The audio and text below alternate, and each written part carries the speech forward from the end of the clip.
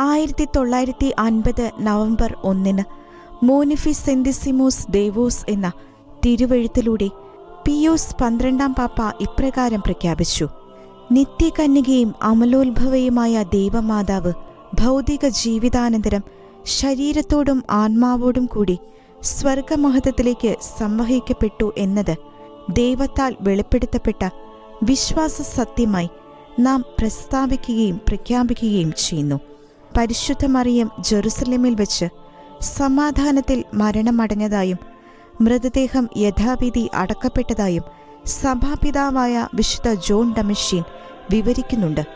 വിശുദ്ധ തോമാസ് ലീഹ ഒഴികെയുള്ള അപ്പസ്തോലന്മാർ മരണസമയത്ത് പരിശുദ്ധ മറിയത്തിനരികെ ഉണ്ടായിരുന്നുവെന്നും തോമാസ് ലീഹ എത്തിയപ്പോൾ ശവകുടീരം തുറന്നതായും എന്നാൽ കല്ലറ ഒഴിഞ്ഞുകിടക്കുന്നതായി കണ്ടെത്തിയതായും ചരിത്രം പറയുന്നു.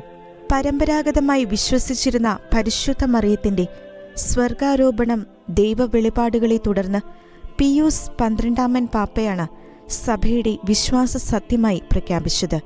സർപ്പത്തിന്റെ തല തകർത്തവളായ പരിശുദ്ധ മറിയം പാപത്തിന്റെയും മരണത്തിന്റെയും മേൽ നേടിയ വിജയം ചൂണ്ടിക്കാട്ടിയായിരുന്നു പിയൂസ് 12 പാപ്പ പരിശുദ്ധ മറിയത്തിന്റെ സ്വർഗാരോപണം എന്ന പ്രഖ്യാപനം നടത്തിയത്.